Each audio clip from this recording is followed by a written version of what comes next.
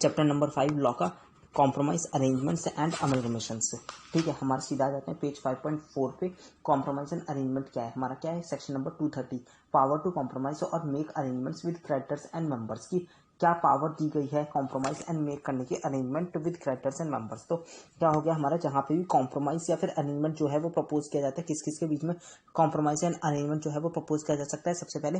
या तो हमारे कंपनी एंड क्रेडिटर्स के बीच में, या क्लास ऑफ क्रेडिटर्स के बीच में, या फिर मेंबर और कंपनीज के बीच में। तो ठीक है, और ट्रिब्यूनल को एप्लीकेशन कौन दे सकता है कि हमें कॉम्प्रोमाइज करना है या अरेंजमेंट करना है, कौन कौन दे सकते हैं, कंपनी दे सकते हैं, मेंबर्स दे सकते हैं, क्रेडिटर्स दे सकते हैं, या फिर लिक्विडेटर दे सकता है in case of company is into voluntary liquidation. और ये जब ट्रिब्यूनल जो है वो जब उसे ये एप्लीकेशन रिसीव होगी, वो ऑर्डर करेगी एक मीटिंग ऑफ द क्रेडिटर्स और क्लास ऑफ क्रेडिटर्स और मेंबर्स और क्लास ऑफ मेंबर्स और हेल्ड एंड कंडक्ट की जाएगी, जो कि वो meeting in such manner as tribunal direct करेगा वैसे। ठीक है, और अरेंजमेंट का क्या मतलब होता है, अरेंजमेंट इंक्लूड करता है reorganisation of companies share capital, चाहे वो कंसोलिडेशन ऑफ शेयर्स कर रहे हो हम या फिर डिवीजन ऑफ शेयर्स कर रहे हो। उसके बाद हो गया हमारा वो सबसेक्शन 2, मतलब कि डिस्क्लोजर बाय एप्लीकेंट, मतलब कि जब हम ये एप्लीकेशन फाइल कर रहे होंगे तो जैसे जो हमने कहा है कि एप्लीकेंट, ये जो 4 एप्लीकेंट है कौन कौन, company, creditor, member of the company या फिर liquidator in case of company is in voluntary liquidation. तो ये 4 एप्लीकेंट्स क्या करेंगे, हमारे को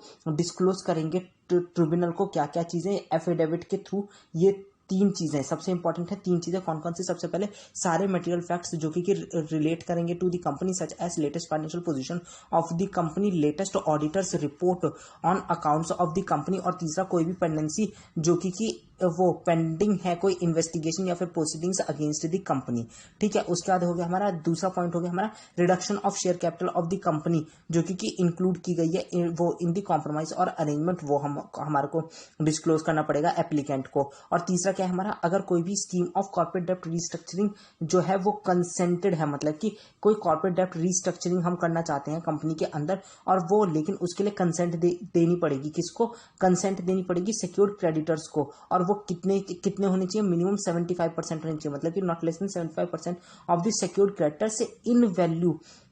को हमारे को ये स्कीम का कंसेंट देना पड़ेगा। और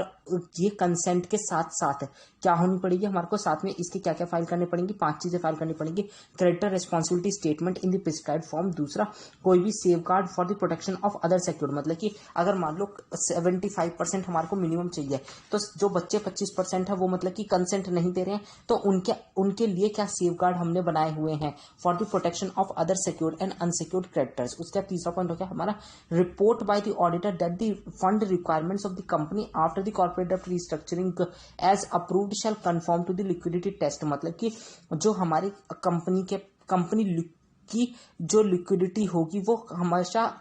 ठीक रहेगी इवन आफ्टर कॉर्पोरेट डेप्ट रीस्ट्रक्चरिंग। ये एक रिपोर्ट जो है वो ऑडिटर बनाएगी और ये हमारे को साथ में देना पड़ेगा जब हम ये कॉर्पोरेट डेप्ट रीस्ट्रक्चरिंग की कंसेंट के साथ देना पड़ेगा हमारे को। उसके बाद आगे हमारा कि जो आरबीआई की गाइडलाइंस हैं, स्पेसिफाइड गाइडलाइंस हैं, वो भी उसका भी एक स्टेटमेंट टू दैट इफेक्ट हमारे को देना पड़ेगा। और 5वां पॉइंट है valuation report of the company के क्या क्या एसेट की हम वैल्यूएशन रिपोर्ट करेंगे, शेयर्स की करेंगे। एसेट क्या हो सकते हैं, मूवेबल हो सकते हैं, इमूवेबल हो सकते हैं, टेंजिबल हो सकते हैं, इनटेंजिबल हो सकते हैं, और ये एक रजिस्टर्ड वैल्यूअर के द्वारा दी जानी चाहिए वैल्यूएशन रिपोर्ट। ठीक है, उसके बाद आगे हमारा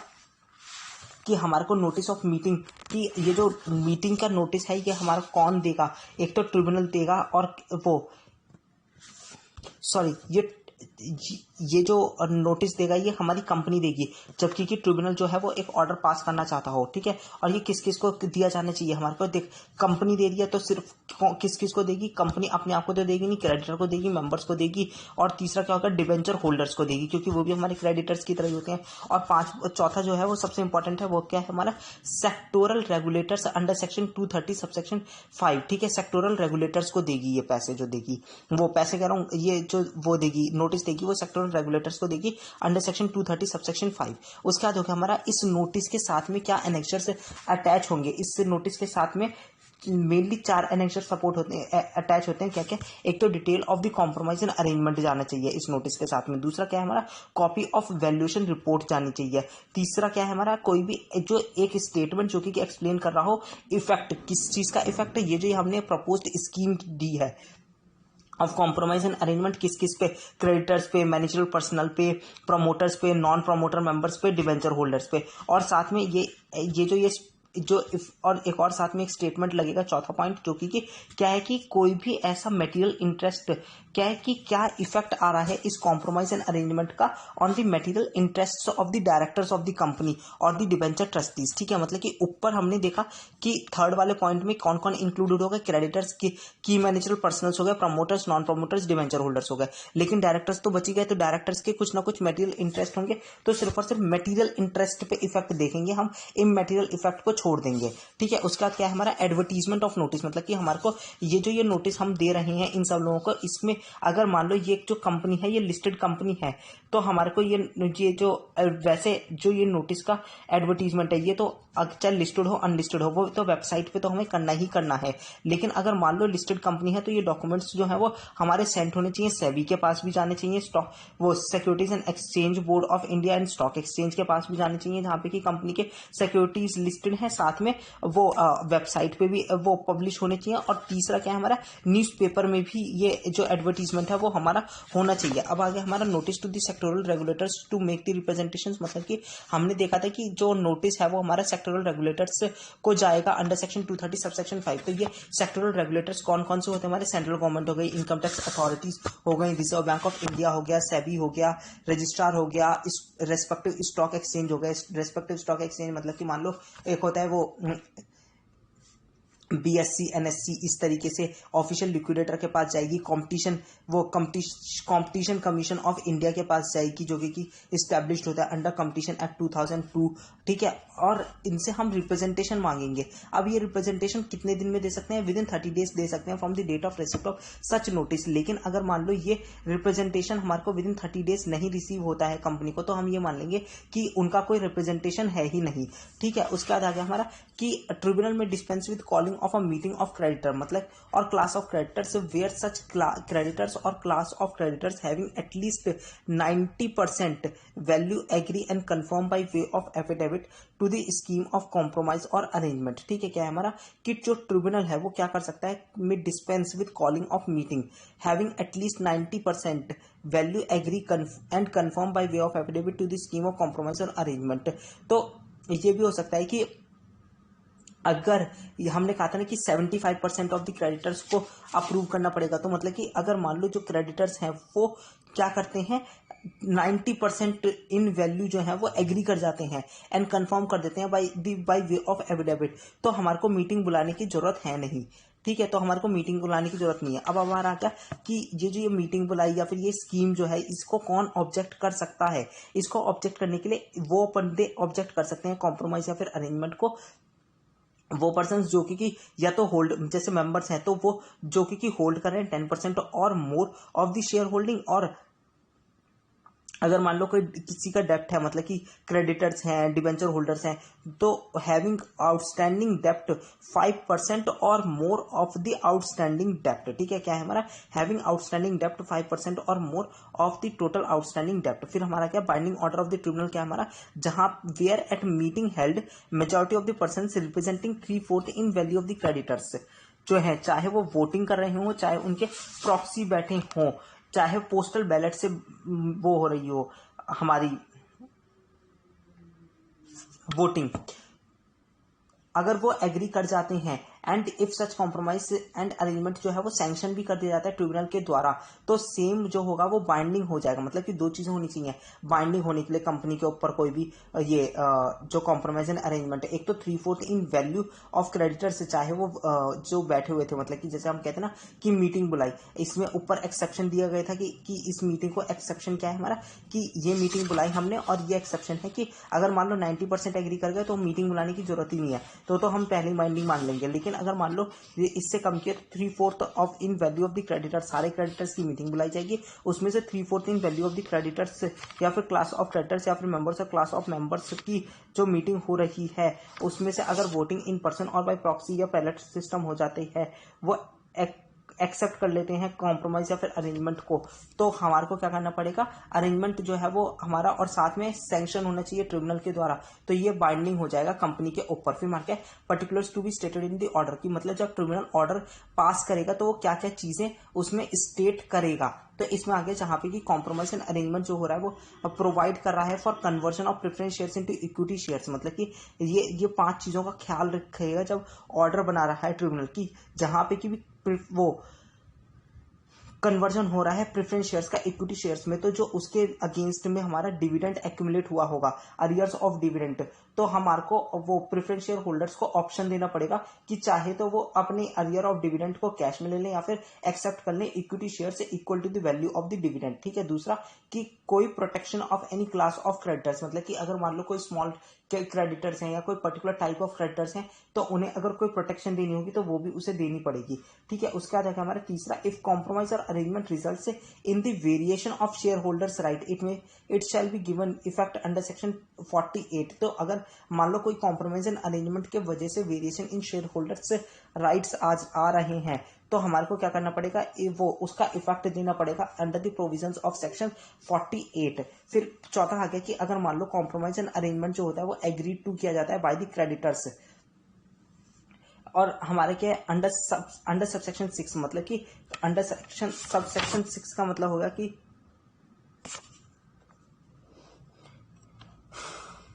चौथा पॉइंट ये हो गया कि अगर कोई भी कॉम्प्रोमाइज एंड अरेंजमेंट जो है वो एग्रीड किया जा रहा है to bye the creditors under subsection 6। Subsection 6 का है कि मतलब कि कोई ना कोई ऑब्जेक्शन हो रहा है कॉम्प्रोमाइज एंड अरेंजमेंट का, तो अगर कोई भी प्रोसीडिंग्स जो है वो चल रही होंगी किसके आगे, बोर्ड ऑफ इंडस्ट्रियल बाइफर के आगे, मतलब कि board of industrial and financial reconstruction के आगे, तो वो सारी की सारी प्रोसीडिंग्स जो होंगी वो अबेट हो जाएंगी, मतलब कि बंद हुई मानी जाएंगी। और क्या है हमारा साथ में कोई भी अगर एग्जिट ऑफर दिया गया है डिसेंटिंग शेयर होल्डर्स को तो वो भी हमारे को अपने ऑर्डर में, ट्रिब्यूनल को अपने ऑर्डर में लिखना पड़ेगा। ठीक है। उसके बाद हो गया हमारा कोई भी कॉम्प्रोमाइज एंड अरेंजमेंट जो होगा जो कि सैंक्शन है ट्रिब्यूनल के द्वारा जो है वो नहीं माना जाएगा कि वो सैंक्शन है जब तक कि एक सर्टिफिकेट ना दे दिया गया हो कंपनीज ऑडिटर के द्वारा ट्रिब्यूनल को, क्या कि जो अकाउंटिंग ट्रीटमेंट इफ एनी जो है वो proposed in the scheme of compromise and arrangement is in conformity with the accounting standards prescribed under section 133। ठीक है। और उसके बाद क्या होगा हमारा जो ये ऑर्डर है ट्रिब्यूनल का, ये रजिस्ट्रार के पास फाइल करेगी कंपनी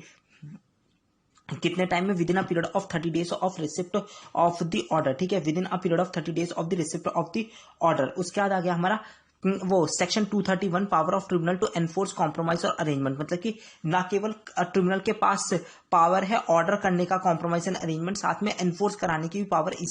इसके पास है। तो ये हो गया हमारा, और क्या है हमारा कि हैव पावर, तो इसमें क्या होगा, 2 पॉइंट हो गए कि shall have power, tribunal shall have power to supervise the implementation of compromise और अरेंजमेंट। एंड दूसरा पॉइंट क्या है हमारे क्या, मे एट एनी टाइम हमारे क्या ऑफ मेकिंग सच ऑर्डर क्या दे सकता है, डायरेक्शन दे सकता है, मतलब कि सुपरवाइज कर सकता है। पहला पॉइंट हो गया कि ट्रिब्यूनल के पास पावर है सुपरवाइज करने का इम्प्लीमेंटेशन ऑफ कॉम्प्रोमाइज और अरेंजमेंट, और दूसरा क्या हो गया हमारा, दे सकता है डायरेक्शंस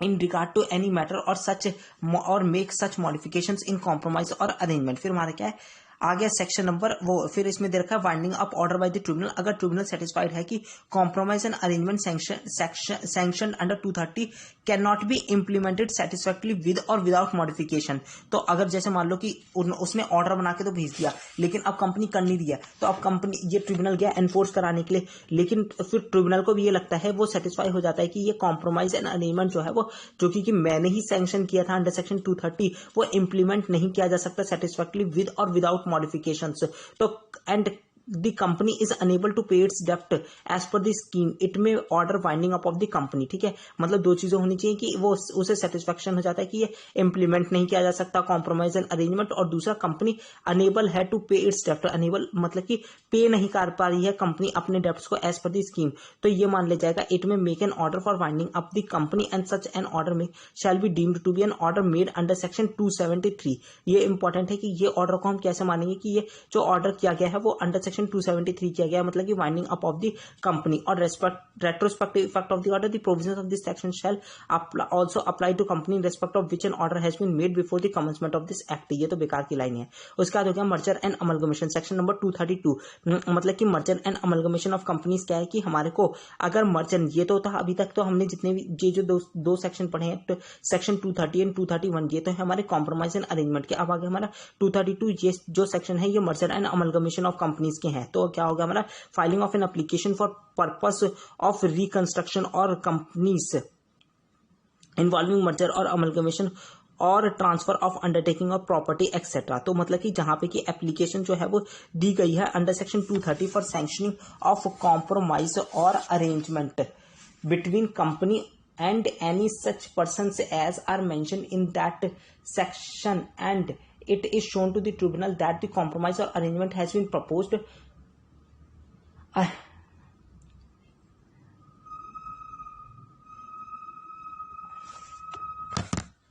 तो मर्जर में क्या हो गया हमारा, कॉम्प्रोमाइज और arrangement has been proposed for the purposes of, या फिर in connection with a scheme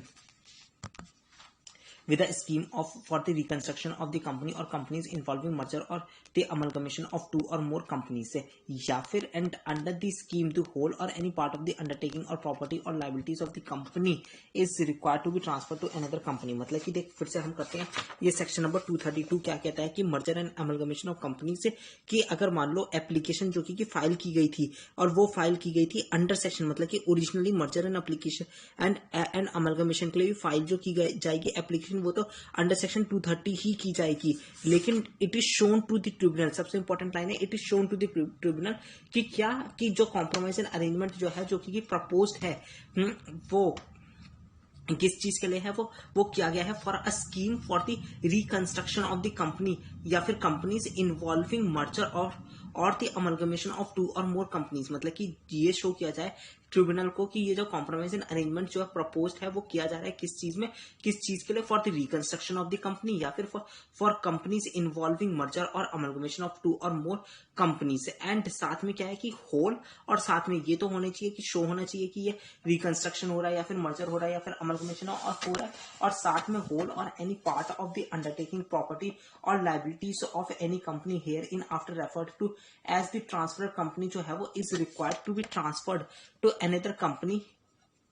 or is proposed to be divided among and transferred to two or more companies। उसके बाद आ गया हमारा circulation of information for the meeting by the merging companies या फिर companies in respect of which division is proposed. ठीक है, क्या हो गया हमारा 5 पॉइंट हो गए simple C.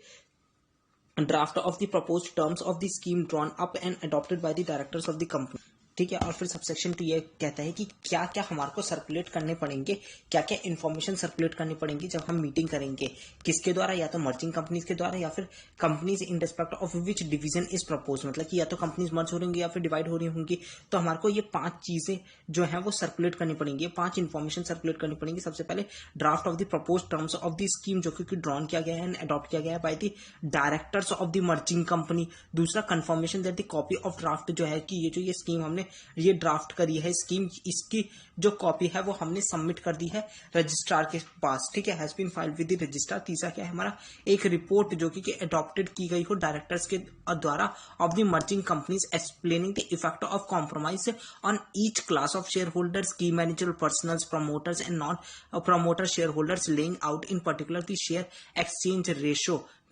And any special valuation difficulties. तीसरा क्या, चौथा हो गया हमारा कि अगर कोई एक्सपर्ट की हमने कोई वैल्यूएशन करवाई है एक्सपर्ट से, तो उसकी रिपोर्ट ऑफ द एक्सपर्ट भी अटैच करनी पड़ेगी, मतलब सर्कुलेट करनी पड़ेगी मीटिंग के लिए। और 5वां पॉइंट हो गया कोई भी supplementary accounting statement if the last, मतलब कि एक सप्लीमेंट्री अकाउंटिंग स्टेटमेंट की मान लो फॉर इंस्टेंस क्या होता है कि अगर 31 मार्च 2016 को हमारा तो, और अगर हमारी जो ये compromise and arrangement in the nature of merger या फिर अमलगमेशन जो हो रहा है वो हो रहा है मान लो कि सितंबर में जाके या फिर अक्टूबर में जाके, तो मतलब कि 6 महीने से ज्यादा का डिफरेंस हो गया, तो हमारे को एक सप्लीमेंट्री अकाउंटिंग स्टेटमेंट भी सबमिट करना पड़ेगा जब हम ये सर्कुलेट कर रहे होंगे मीटिंग को, कि if the last that is a supplementary accounting statement if the last annual accounts of any of the merging company relate करते हैं to a financial year ending more than 6 months before the first meeting of the company summoned for the purposes of approving the scheme. ठीक है, उसके बाद क्या होगा हमारा order of the tribunal on the agreement of the compromise and arrangement, एक subsequent order देना पड़ेगा ऑन द फॉलोइंग मैटर्स। ठीक है, क्या है हमारा कि ट्रिब्यूनल को एक सब्सिक्वेंट ऑर्डर देना पड़ेगा ऑन द फॉलोइंग मैटर्स। कौन कौन से मैटर्स होंगे उसमें मेनली हमारा हमने जो याद रखे हैं वो कौन कौन से हैं। सबसे पहले कॉन्टिन्यूशन बाय दी और बाय और against the transfer company of any legal proceedings pending by और against any transfer company on the date of transfer, मतलब कि कोई भी जो हमारी क्या होंगी प्रोसीडिंग्स जो पेंडिंग होंगी किसके अगेंस्ट में, ट्रांसफरर कंपनी के केस में वो हमारी जो होंगी वो प्रोसीडिंग्स जो होंगी वो कैरी की जाएंगी किसके द्वारा, चाहे तो वो कैरी की जाएंगी बाय और अगेंस्ट दी ट्रांसफरी कंपनी। ठीक है, मतलब कि ट्रांसफरी कंपनी के अगेंस्ट में या फिर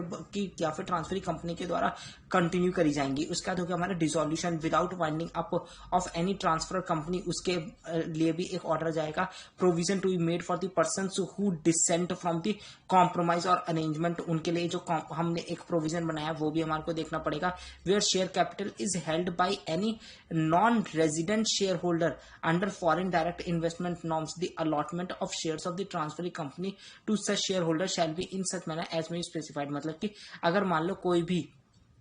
जो शेयर कैपिटल है वो नॉन रेजिडेंट शेयर होल्डर के द्वारा की जा रही है होल्ड किस चीज में, अंडर फॉरेन डायरेक्ट इन्वेस्टमेंट इस नॉर्म्स, तो जो allotment of shares of the transferring company to such share holder जो होगी वो in the manner specified in the order, मतलब कि उसके लिए भी एक ऑर्डर जो होगा वो स्पेसिफाई करना पड़ेगा हमारे को। उसका transfer of employees of the transfer company to the transferring company किए जाएंगे। फिर हमारा छठा पॉइंट हो गया हमारा कि जहां पे कि ट्रांसफर कंपनी जो है वो लिस्टेड कंपनी है and transferring company unlisted company है, तो जो ट्रांसफरिंग कंपनी है वो रिमेन मतलब कि it will remain unlisted company only, it will until it becomes a listed company. ठीक है, और अगर if share holders of the transfer company decide to opt out of the transferring company, provision shall be made for the payment in accordance with pre determined price formula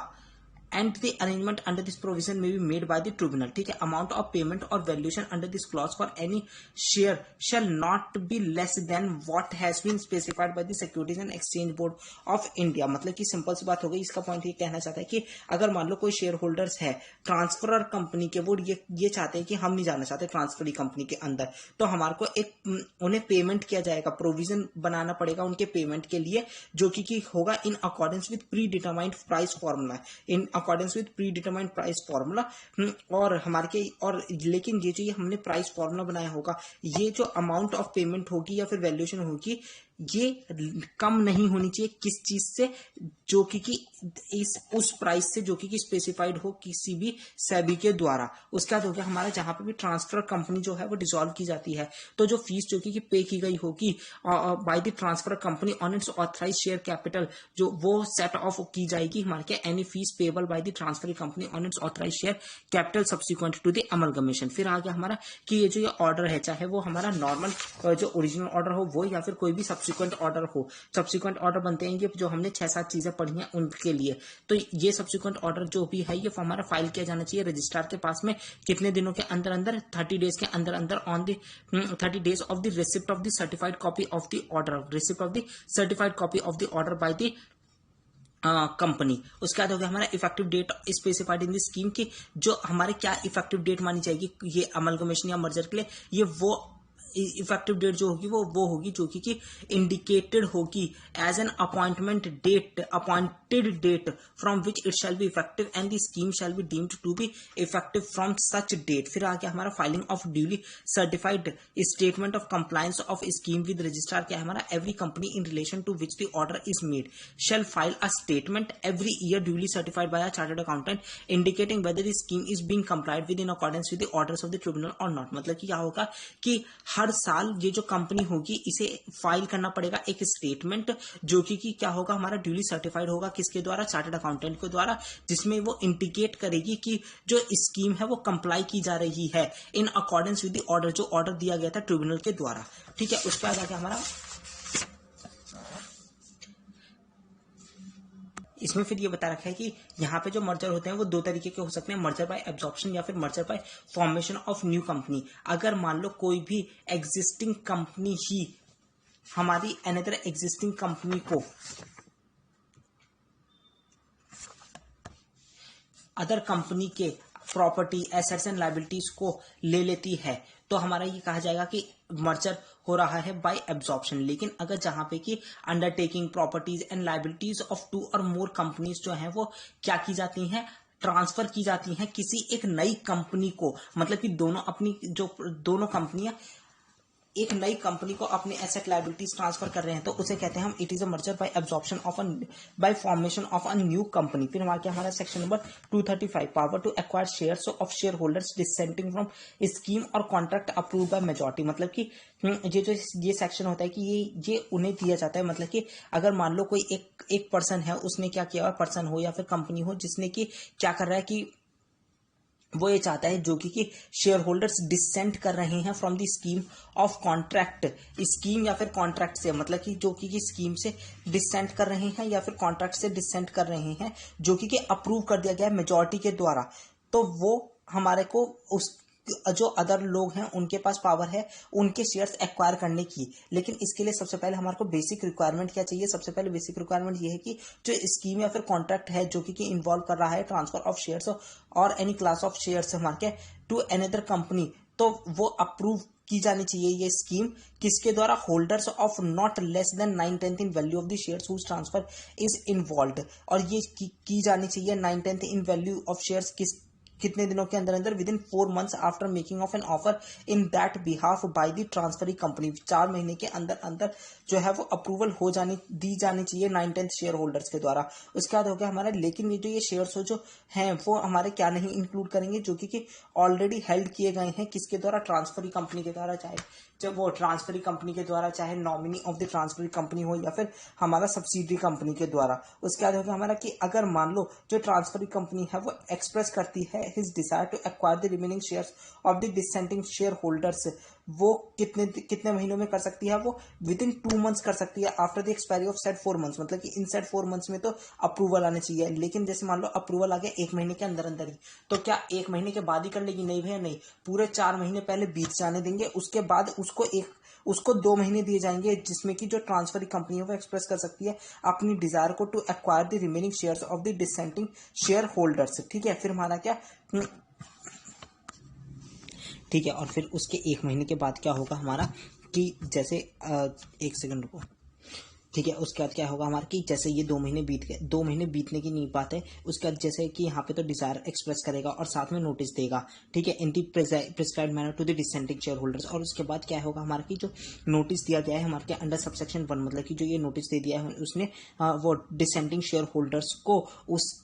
उसके 1 महीने के अंदर अंदर वो एंटाइटल हो जाएगा हमारे क्या, एंड बाउंड हो जाएगा टू एक्वायर दो shares on the terms on which the shares of the approving share holders are to be transferred to the transferee company. उसके बाद हो गया हमारा application by the dissenting share holders की, मतलब where a notice has been given by the transferee company on an application made by dissenting share holder and the tribunal has not made an order to the contrary, that is order made in favour of the company. जो transferee company होगा वो on the expiry of 1 month from the date on which the notice has been given जो होगा वो send करेगा copy of notice to the transfer company together with an instrument of transfer. और अगर मान लो application to tribunal जो है वो डिसेंटिंग शेयर होल्डर के द्वारा नहीं भी दी गई है तो भी उसे सेंड करना ही पड़ेगी इस कॉपी को। ठीक है, उसके बाद आगे हमारा जो ट्रांसफर कंपनी होगी, मतलब कि ट्रांसफरर कंपनी, मतलब कि ट्रांसफर कंपनी क्या होगी जो कि एक्वायर हो रही है, ठीक है, वो क्या करेगी, रजिस्टर कर लेगी ट्रांसफर कंपनी को एज द होल्डर ऑफ दो shares and within 1 month from the date of such registration inform करेगी डिसेंटिंग शेयर होल्डर्स को of the fact of such registration and receipt of the amount of consideration. और ये amount को क्या करना पड़ेगा, हमारे को सेपरेट बैंक अकाउंट में रखना पड़ेगा for disbursement to the entitled share holders, और ये डिस्बर्स हो जानी चाहिए शेयर होल्डर्स को विद इन 60 days। ठीक है, फिर आगे हमारा section number 236 purchase of minority share holding. इसमें क्या है कि कौन कौन इस माइनॉरिटी शेयर होल्डिंग को ले सकता है। सेक्शन नंबर 236 ये कहता है कि कौन कौन परचेज कर सकता है माइनॉरिटी शेयर होल्डिंग को। तो अब देखो, हमारे को अपने दिमाग को याद रखने के लिए यह रखना है कि हमारा एक तो कंपनी कर सकती है, एक इंडिविजुअल्स कर सकती है। तो मतलब कि एनी एक्वायरर, मतलब कि ये जो ये सेक्शन है ना, ये बेसिकली उस लोगों के लिए है जैसे कोई पहले 10% एक्वायर किया, फिर 20% किया, फिर 30% किया, फिर 60% किया, फिर 80% किया, फिर 90% किया। मतलब कि जैसे ही कोई बंदा, सिंगल बंदा जो है वो 90% तक पहुंच जाता है, तो जो बचे हुए 10% है उनको एक्वायर करने का ऑप्शन उसके पास आ जाता है। तो मतलब क्या हो गया हमारा कि अगर मान लो कोई कंपनी ने शेयर होल्डिंग कर रखी है तो एनी एक्वायरर और person acting in concert with acquirer becoming registered holder of 90% और more of the issued share capital of the company, या फिर फॉर इंडिविजुअल्स मतलब कि एनी पर्सन और ग्रुप ऑफ इंडिविजुअल्स, चाहे हम सिंगल पर्सन हो या फिर ग्रुप ऑफ पर्सन हो, हम क्या करना चाहते हैं, हम becoming 90% majority or holding 90% of the issued share capital of the company, such acquirer या फिर person or group of persons shall notify the company of their intention to buy the remaining equity shares। वो अपनी intention बता देंगे कि हम जो है वो बाई करना चाहते हैं रिमेनिंग इक्विटी शेयर्स को, ठीक है। उसके बाद आगे हमारा कि उन्होंने इंटेंशन बता दी, चाहे वो अब ये जो हमारा ये 90% तक पहुंचे हो तो ये किस किस तरीके से पहुंच सकते हैं, चाहे वो बाय वर्च्यू ऑफ अमलगमेशन पहुंचे हो, शेयर कैप एक्सचेंज के थ्रू पहुंचे हो, कन्वर्जन ऑफ सिक्योरिटीज के थ्रू पहुंचे हो, या फिर बाय एनी अदर रीजन, तो वो क्या कर सकते हैं, नोटिफाई कर सकते हैं कंपनी को of their intention to bye the remaining equity shares. अब क्या हो सकता है कि या तो जो माइनॉरिटी शेयर होल्डर्स हैं वो ऑफर कर सकते हैं अपने शेयर्स को, या फिर इवन मेजॉरिटी शेयर होल्डर्स भी ऑफर कर सकते हैं माइनॉरिटी शेयर होल्डर्स को कि एक काम करो, आप माइनॉरिटी में चले गए, आप मेरे से परचेज कर लो, मतलब कि दोनों के पास ऑप्शन है तो अपने अपने शेयर्स ऑफर करने का, ठीक है। Offer of equity shares to minority share holders by the acquirer person और group of persons and offer to minority share holders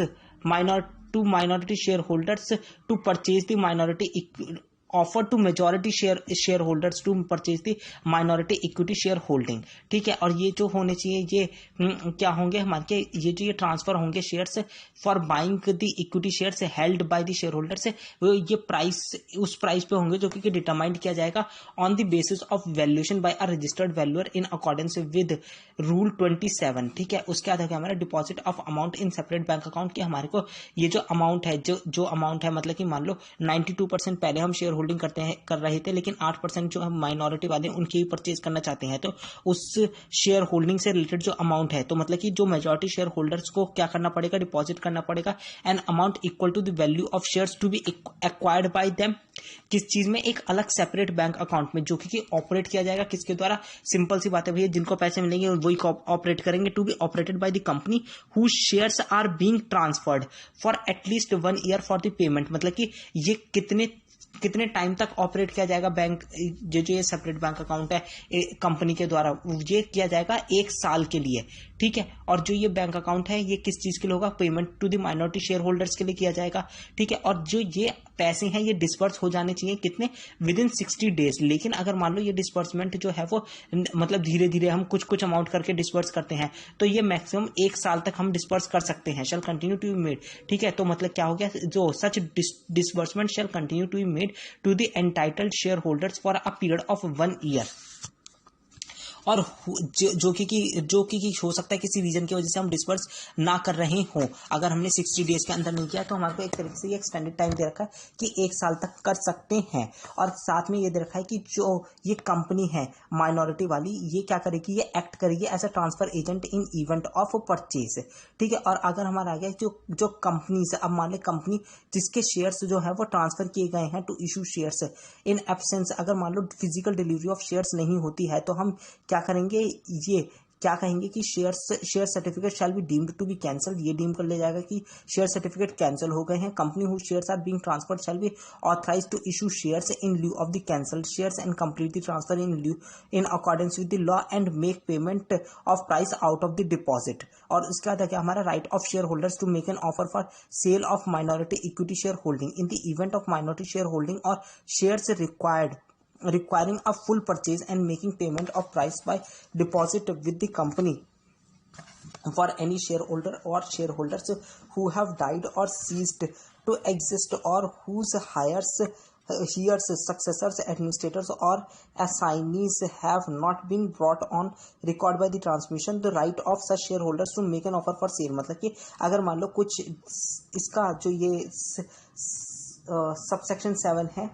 section 236 का, वो ये कहना चाहता है कि अगर मान लो कोई शेयर होल्डर्स हैं, उनके जो वो शेयर होल्डर्स हैं वो मर गए थे, या फिर उनके जो हायर सक्सेसर्स और एडमिनिस्ट्रेटर्स या फिर असाइनीज जो हैं वो हमारे ट्रांसमिशन के थ्रू रिकॉर्ड में नहीं चढ़ी हैं, तो उन लोगों के पास जो होगा वो माइनॉरिटी शेयर होल्डिंग के पास जो राइट रहेगा टू मतलब कि ऑफर फॉर सेल जो रहेगा वो 3 साल तक रहेगा। ठीक है। अब आगे हमारा और सबसे इंपॉर्टेंट है आठवां पॉइंट ये कहता है कि जो शेयरिंग ऑफ एडिशनल कंपनसेशन की मान लो जैसे हमने बताया कि 8% लोग हैं, अगर 8% में से जो 6% लोग हैं मतलब कि 75% of the remaining share holding तो जो है वो ये मानते हैं कि ये जो ये हमें प्राइस मिला है ये कम मिला है और ये नेगोशिएट करना चाहते हैं या फिर रीच करना चाहते हैं at an understanding of a higher price for the transfer proposal agreed, तो जो उन्हें एक्स्ट्रा कंपनसेशन मिलेगा ये बचे हुए सारे के सारे मतलब कि पूरे के पूरे 8% लोगों में 8% माइनॉरिटी शेयर होल्डिंग में ही डिस्ट्रीब्यूट होगा on a pro rata basis. ठीक है। इसमें एक एग्जांपल भी दे रखा है, the issued equity share capital of ABC limited is 50 crore, मतलब कि 50 करोड़ जो थी वो issued share capital of ABC limited थी। 90% इशूड शेयर कैपिटल एक्वायर कर ली गई XYZ लिमिटेड के द्वारा। अब जो बचे 5 करोड़ माइनॉरिटी हो गए 5 करोड़। अब 5 करोड़ में से मिनिमम कितनों को अप्लाई करना पड़ेगा उसके लिए अगर वो या एक्स्ट्रा कंपनसेशन चाहते हैं तो मतलब 75% मतलब कि 3.25 करोड़ पीपल को अप्लाई करना ही पड़ेगा। तो इसमें हमारे को अब इसमें अप्लाई कर दिया 4 करोड़ मतलब कि वैलिड है तो 75% से एक्सीड कर रहे हैं तो 4 करोड़ लोगों ने अप्लाई कर दिया तो वो वैलिड हो गए। दूसरा, अब जो इन्हें एक्स्ट्रा पैसे मिलेंगे वो डिस्ट्रीब्यूट होंगे, अलोकेट किए जाएंगे to all the minority share holders, मतलब कि all the minority share holders हो गए पूरे के पूरे 5 करोड़ रुपए वाले लोगों में ये एट्रीब्यूट हो जाएंगे प्रोराटा बेसिस पे। ठीक है। फिर आगे हमारा सेक्शन नंबर 237 कहता है कि सेंट्रल गवर्नमेंट के पास भी पावर है अमलगमेशन ऑफ कंपनीज करने का, अगर उसे ऐसा लगता है ये अमलगमेशन होना चाहिए, ये अमलगमेशन पब्लिक इंटरेस्ट में है। तो आगे हमारा ये सेंट्रल गवर्नमेंट जो है वो कैसे कर सकती है, by order notified in the official gazette कर सकती है, मतलब कि नोटिफिकेशन दे देगी, ऑर्डर दे देगी, जो ऑर्डर करेगी और उसे नोटिफाई कर देगी इन द ऑफिशियल गजट। फिर मान के कॉन्टिन्यूशन और कॉन्टिन्यूशन बाय और against the transferee company of any legal proceedings. इसमें ये कहना चाहता है कि कोई भी लीगल प्रोसीडिंग्स जो कि ट्रांसफरर कंपनी के अगेंस्ट में चल रही होंगी या फिर ट्रांसफर कंपनी ने किसी और के अगेंस्ट में चला रखी होंगी, वो सारी की सारी कंटिन्यू की जाएंगी किसके द्वारा, वो ट्रांसफरी कंपनी के द्वारा। ठीक है। उसके बाद हो गया हमारा सेम इंटरेस्ट राइट्स और कंपनसेशन। तो मतलब ये हो गया कि हर मेंबर, हर क्रेडिटर, चाहे वो डिबेंचर होल्डर हो, जो डिबेंचर होल्डर हो of transfer company before amalgamation shall have the same interest in or rights against the transferring company as he held in the company originally। ठीक है। जैसे कि वो ओरिजिनली हेल्ड करता था, और अगर उसे ऐसा लगता है कि उसके राइट से इंटरेस्ट जो है वो लेस देन इस राइट्स और interest in the original company है तो वो एंटाइटल्ड रहेगा to compensation to that extent. और ये कंपनसेशन के लिए किसको अप्लाई करेगा, ये विद इन 30 डेज अप्लाई करेगा from the date of publication of such assessment of in the official gazette. मतलब कि जिस दिन हमने सेंट्रल गवर्नमेंट ऑफिशियल गजट में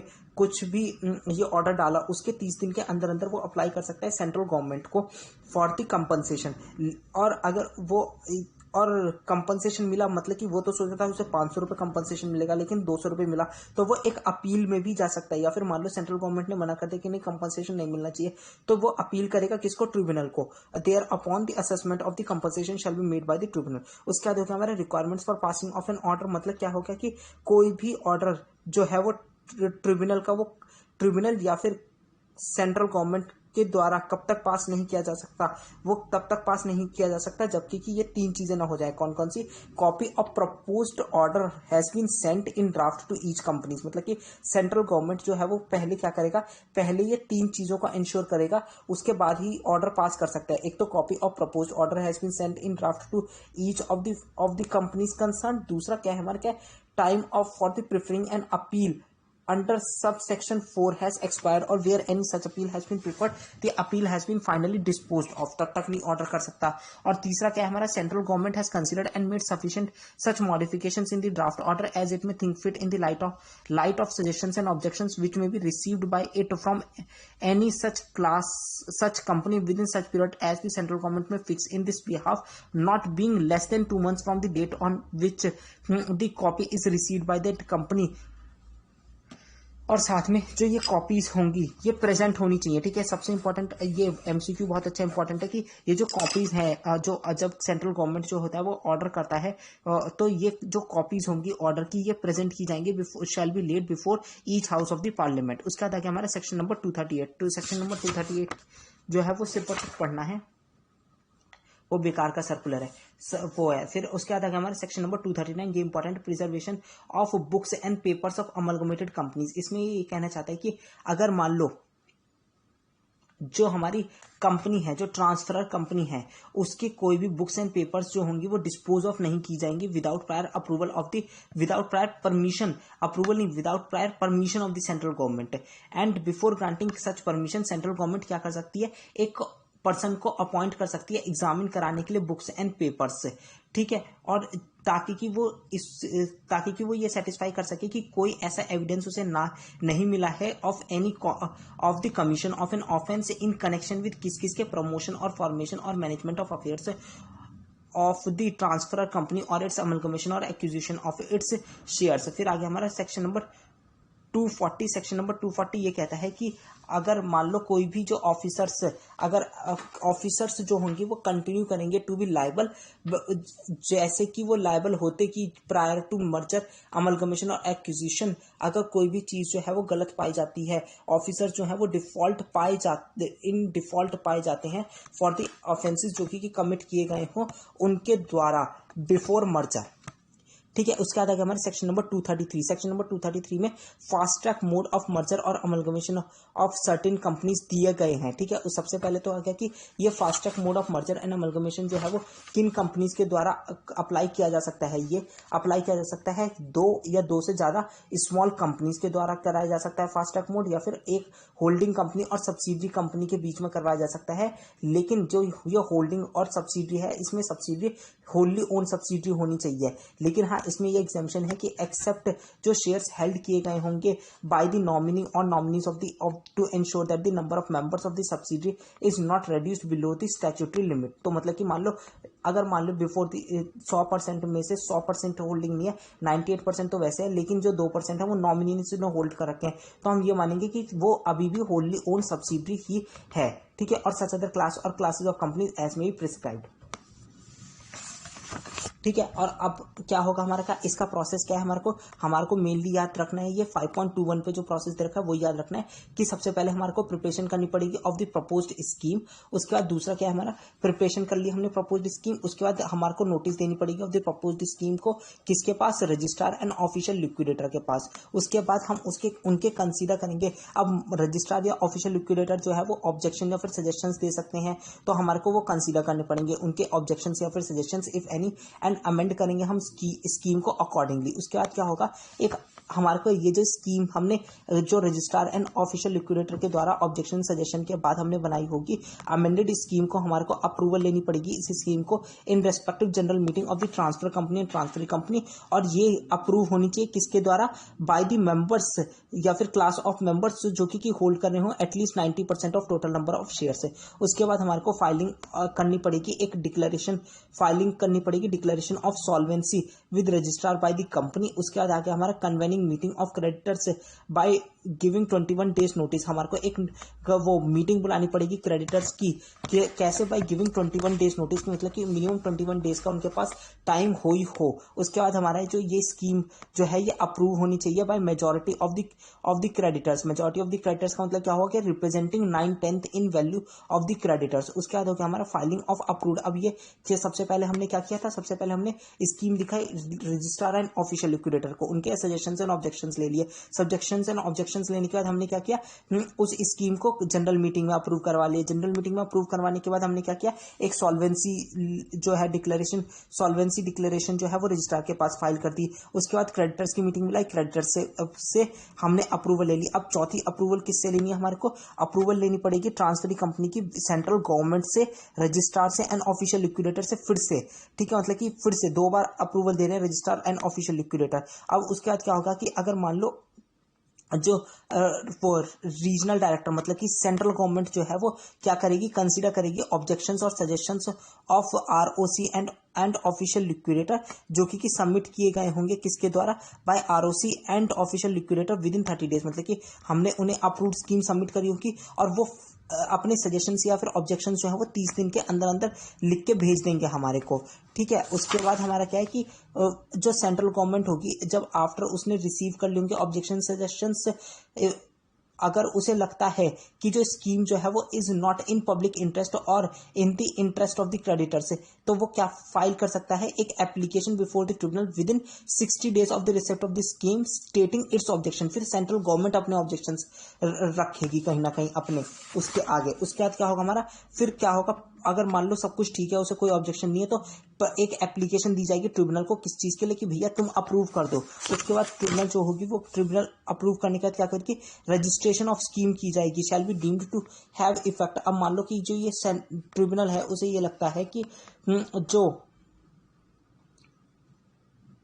और की कुछ चीजें उसे डायरेक्ट करनी चाहिए, तो वो डायरेक्ट करेगी और उसके बाद उसे कंफर्म करेगी और पास कर देगी order as it deem fit. उसके बाद रजिस्ट्रेशन किया जाएगा इस स्कीम का। और अगर मान लो अगर वो ऐसा इफेक्ट आता है कि डिसोल्यूशन का, तो हमारे को without process of winding up कर देनी चाहिए। उसके बाद आगे हमारा effect of registration of scheme की, रजिस्ट्रेशन ऑफ स्कीम का क्या क्या इफेक्ट होंगे, ये सबसे इंपॉर्टेंट है। इसके 4 इफेक्ट होंगे रजिस्ट्रेशन ऑफ स्कीम के। क्या क्या, सबसे पहले ट्रांसफर ऑफ प्रॉपर्टी और लायबिलिटी, सारी प्रॉपर्टी और लायबिलिटीज जो होंगी वो ट्रांसफर हो जाएंगी ट्रांसफरर के द्वारा ट्रांसफरी को। ठीक है, उसके बाद क्या होगा हमारा, जितने भी चार्जेस होंगे चाहे वो प्रॉपर्टी पे हो चाहे किसी पे भी हो, of property of the transfer company shall be applicable and enforceable as if charges were on the properties of the transferring company। Legal proceedings जो होंगी वो ट्रांसफरर कंपनी के अगेंस्ट या बाई जो होंगे वो कंटिन्यू की जाएंगी, किसके द्वारा, बाई या अगेंस्ट ट्रांसफरिंग कंपनी के द्वारा। और जहां पे की स्कीम जो होती है वो प्रोवाइड करती है for the purchase of shares held by dissenting share holders और सेटलमेंट ऑफ डेप्ट due to this dissenting creditors to that amount shall become the liability of the transferring company. ये ट्रांसफरिंग कंपनी की liability बन जाएगी अब। ठीक है, उसके बाद आ गया हमारा, अब मतलब कि जो ये हमारी जो नई स्कीम है, ये नया ऑर्डर है, इसका क्या होगा हमारे के, इसे जो ट्रांसफरिंग कंपनी है उसे क्या करना पड़ेगा, फाइल करनी पड़ेगी ये एक एप्लीकेशन किसके साथ, हमारे के साथ में स्कीम, एक तो एप्लीकेशन फाइल करेगा, साथ में स्कीम जो कि रजिस्टर्ड की गई थी वो ट्रिब्यूनल के द्वारा, जिसमें कि वो इंडिकेट करेगा रिवाइज्ड ऑथराइज्ड कैपिटल एंड पे करेगा the prescribed fees due on the prescribed capital. ठीक है, और जो ट्रांसफर कंपनी है वो क्या होगी, अगर मान लो जो ऑथराइज्ड शेयर कैपिटल उसकी प्रायर टू दी मर्जर और अमलगमेशन थी ट्रांसफरिंग कंपनी की, वो सेट ऑफ कर दी जाएगी fees payable by the transferring company. उसके बाद आ गया हमारा सबसे इंपॉर्टेंट सेक्शन आ गया हमारा कि सेक्शन 234 मर्जर और amalgamation of the company with foreign company की। क्या हम फॉरेन कंपनी के साथ भी मर्जर कर सकते हैं, तो हम ये कहेंगे कि हाँ, और इसे हम क्रॉस बॉर्डर मर्जर कहते हैं, कि जो इसे provision related to cross border merger की, क्रॉस बॉर्डर मर्जर हो रहा है फॉरेन कंपनी। ठीक है, उसके बाद आ गया हमारा कि फॉरेन कंपनी क्या होती है, ये तो हमने पढ़ा था कि एनी कंपनी और बॉडी इनकॉर्पोरेट जो कि इनकॉर्पोरेट किया गया हो आउटसाइड इंडिया, चाहे उसका प्लेस ऑफ बिजनेस इंडिया में हो या ना हो। ठीक है, अगर मान लो हम फॉरेन कंपनी को इंडियन कंपनी के साथ मर्ज करते हैं, मतलब कि बाहर की कंपनी हमारी इंडिया की कंपनी में आके मर्ज हो रही है, तो क्या होगा हमारे को फॉरेन कंपनी को जो कि इनकॉर्पोरेट की गई होगी इंडियन कंपनी में, वो मर्ज होगी इंडियन कंपनी में कब, after obtaining prior approval of RBI and after complying with the provisions of section 230 से लेके 232। और साथ में क्या होगा, स्कीम ऑफ मर्जर में provide for the payment of consideration to the share holders of the merging company as per the drawn scheme. ये किस किस में पे किया जा सकता है, कैश में किया जा सकता है, डिपॉजिटरी रिसीप्ट में किया जा सकता है, partly in cash and partly in depository receipts पे किया जा सकता है। उसके बाद अगर मान लो कोई इंडियन कंपनी है जो यहाँ की कंपनी बाहर की कंपनी के साथ जाके मर्ज हो रही है, तो कंपनी में merge with the foreign company जो कि इनकॉर्पोरेट की गई थी आउट्स, वो specified in central government in consultation with RBI के साथ कंसल्टेशन में। यहाँ पे सिर्फ कंसल्टेशन चाहिए, मतलब कि अगर मान लो बाहर की कंपनी इंडिया में आके मर्ज हो रही है तो हम यहाँ पे प्रायर अप्रूवल ले रहे हैं आरबीआई की। लेकिन अगर मान लो जो इंडियन कंपनी यहाँ की कंपनी बाहर की कंपनी के साथ जाके मर्ज हो रही है, मतलब कि यहाँ पे इंडिया का जो कंपनी है वो तो खत्म हो रही है ना, तो हमें ज्यादा कुछ वो नहीं करना है, लेकिन कोई बाहर की कंपनी इंडिया में आ रही है तो हमारे को ज्यादा ध्यान रखना है, तो उसमें प्रायर अप्रूवल ले रहे हैं। यहाँ पे सिर्फ हम कंसल्ट करेंगे, मतलब कि सिर्फ कंसल्ट करेंगे आरबीआई के साथ, हाँ, लेकिन कंप्लाई करेंगे सारे प्रोविजंस 230 से लेकर 232 तक के। और यहाँ पे हमारे को, क्योंकि देख यहाँ पे ये पेमेंट की तो बात होगी नहीं, क्योंकि फॉरेन कंपनी इंडियन कंपनी के साथ मर्ज हो रही है, तो हमारे को यहाँ पे से पेमेंट बाहर भेजना पड़ेगा। लेकिन जब इंडियन कंपनी फॉरेन कंपनी के साथ मर्ज हो रही है तो सिंपल सी बात हो गई कि इंडियन कंपनी को पैसे नहीं मिल रहे हैं। ठीक है,